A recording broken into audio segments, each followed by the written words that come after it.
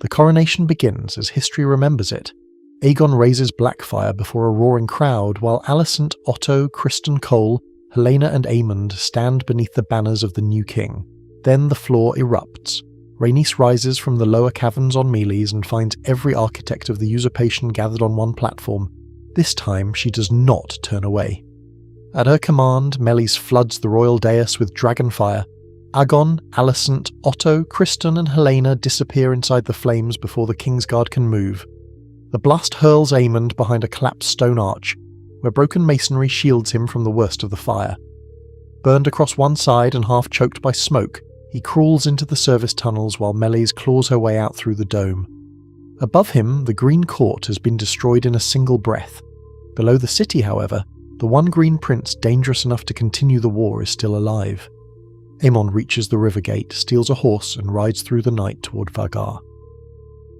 Hello everyone, and welcome to Storyteller's Codex.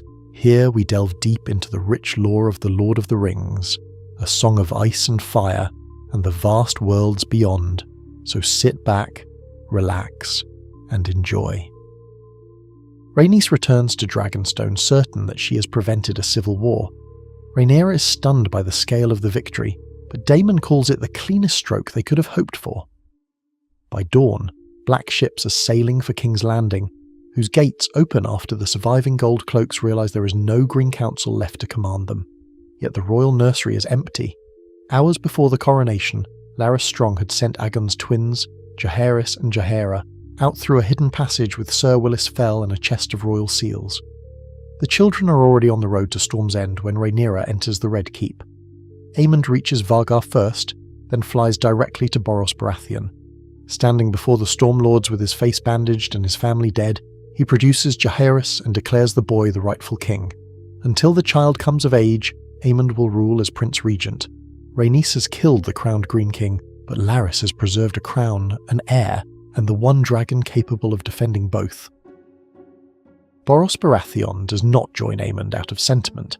Aemond promises to marry his eldest daughter Cassandra, grants Storm's End command of the royal army, and offers confiscated crownlands to every lord who marches with them. Borros bends the knee to the child king, and the Stormlands follow. Ravens then reach Old Town. Ormond Hightower declares for Jaehaerys, while Daeron mounts Tessarion and becomes the living link between the ruined Green Court and the Reach. Jason Lannister recognises the boy as well, reasoning that a child on the throne is safer for the West than Daemon beside Rhaenyra. Aemond refuses to waste Vhagar defending castles. He flies from court to court, displaying his burns as proof that Rhaenyra's faction murdered a king, a queen, a mother, and thousands of commoners at a holy coronation. Meanwhile, Rhaenyra sends Jaehaerys north to secure the Vale and Winterfell, while Lucerys carries pardons to wavering crown lords. The Blacks hold the capital and more dragons, but Aemond rebuilds the Green cause around grief, inheritance, and fear. Rhaenyra is crowned in the Red Keep without a battle, yet King's Landing does not greet her as a liberator. Families search the ruins of the Dragonpit for bodies. Septons denounce the killing of Helaena and Alicent, and survivors describe melees burning people who had nowhere to run. Larys's agents repeat one phrase in markets and taverns: if Rhaenys burned one crowd to seat Rhaenyra, what will the Queen burn to keep her throne? The royal treasury is nearly empty because Larys moved much of the gold before fleeing. Corlys urges pardons and food shipments to calm the city, while Daemon demands executions of every lord who recognise Jaehaerys. Rhaenyra sides with Corlys, but the cost of feeding the capital forces new harbour taxes onto merchants already ruined by the coronation. Her mercy therefore looks like weakness, and her taxes look like punishment. When Rhaenyra orders the charred dragon pit sealed, a wandering preacher later called the Shepherd begins speaking outside its gates.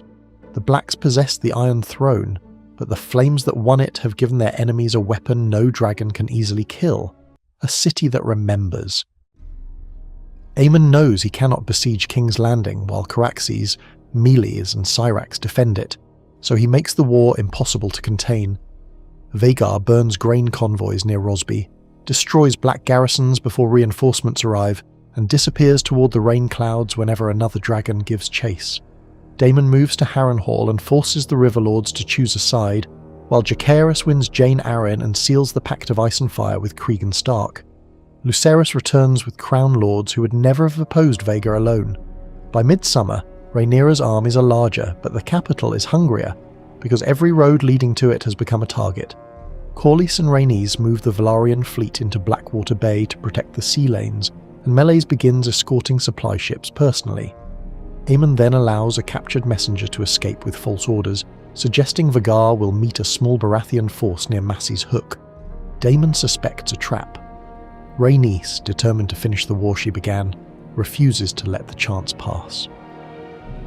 Rhaenys finds no Baratheon army at Massey's Hook, only abandoned fires and a trail leading over Blackwater Bay. She climbs above the clouds to search, unaware that Vhagar has been flying below the cliffs, hidden against the dark water. Aemond rises behind Meleys and attacks before Rhaenys can turn toward King's Landing. Meleys is faster, and tears open Vhagar's chest, but the old dragon absorbs the wound, locks her jaws around Meleys' neck, and drags the Red Queen toward the sea. Rhaenys breaks free once and nearly reaches the clouds. Vhagar catches her again, and dragon and rider vanish into the bay. Aemond does not return to Storm's End. He follows the coast to the Velaryon anchorage and descends at sunset, when sails and rigging are packed tightly together. Vhagar's fire runs from ship to ship until Blackwater Bay becomes a field of burning masts. Corlys escapes aboard a fast galley, but most of the fleet is destroyed. In a single day, Aemond kills the woman who burned his family, cripples the power of Driftmark and cuts Dragonstone away from Rhaenyra's capital.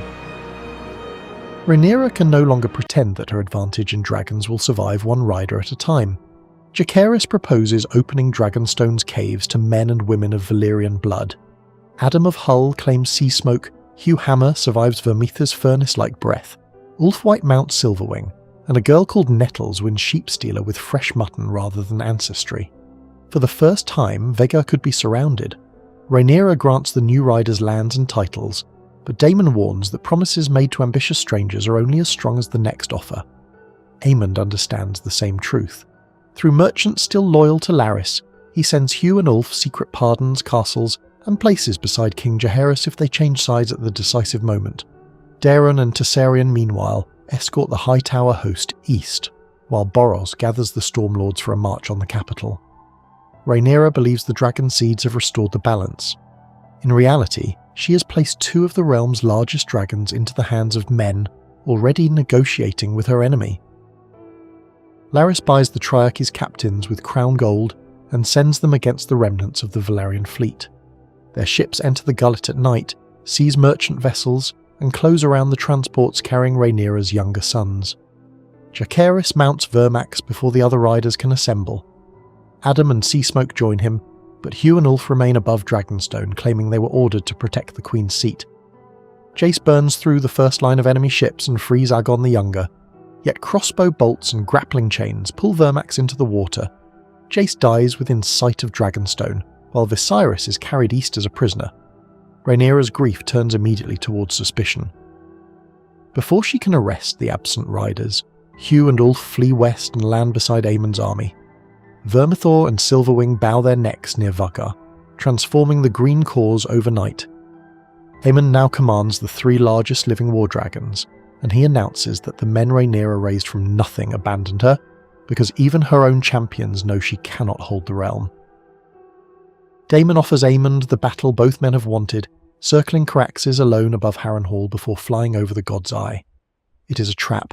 Adam and Seasmoke wait among the western hills, while Nettles and Sheepstealer hide along the lake's wooded shore. But Hugh has already revealed the plan.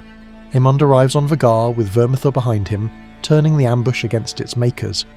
Adam attacks Hugh to give Daemon a clear path, and Seasmoke is overwhelmed beneath Vermithor's greater weight. Nettles dives at Vhagar's blindside and Sheepstealer tears through one wing before fleeing from Vermithor's flame. Caraxes coils around Vhagar and drives her down toward the water, but the wounded giant crushes him against the lakeshore. Daemon dies beside Caraxes. Adam falls with Seasmoke. Vhagar survives, though her torn wing leaves her unable to fly farther than Harrenhal. Aemond has lost the freedom Vhagar gave him, yet he has destroyed Rhaenyra's husband, her most loyal dragon seed, and the only coordinated attack capable of ending the war quickly. Aemond leaves wounded Vhagar at Harrenhal and marches south with Boros Baratheon, while Daeron and Tessarion shadow the army from above. Larys reaches King's Landing first through the same tunnels that saved Aegon's children. His agents spread word that Daemon and Jacaerys are dead, then open storehouses of hidden grain beside the shepherd's followers. Hunger becomes rebellion. Crowds surround the sealed Dragonpit. Gold cloaks desert their posts, and men inside the Red Keep begin unlocking gates for Aemond's advance. Corlys urges Rhaenyra to abandon the capital before the Baratheons arrive, but the Valyrian fleet is gone and Dragonstone is cut off. Rhaenyra still has Syrax, Baelor has Moondancer, and Nettles may return, while Cregan Stark's northern army has finally crossed the Trident. Yet using Dragonfire against the uprising would repeat the act that created it. As bells ring across the city, Rhaenyra climbs onto Syrax and sees Aemond's banners entering through an opened gate. The war has reached its cruelest choice: burn King's Landing to keep the throne, or spare the city and lose it to the man who survived the first fire. If you're interested in The Lord of the Rings or A Song of Ice and Fire, click one of the links on the screen to dive deeper into the lore. Thanks for watching, and we hope to see you next time.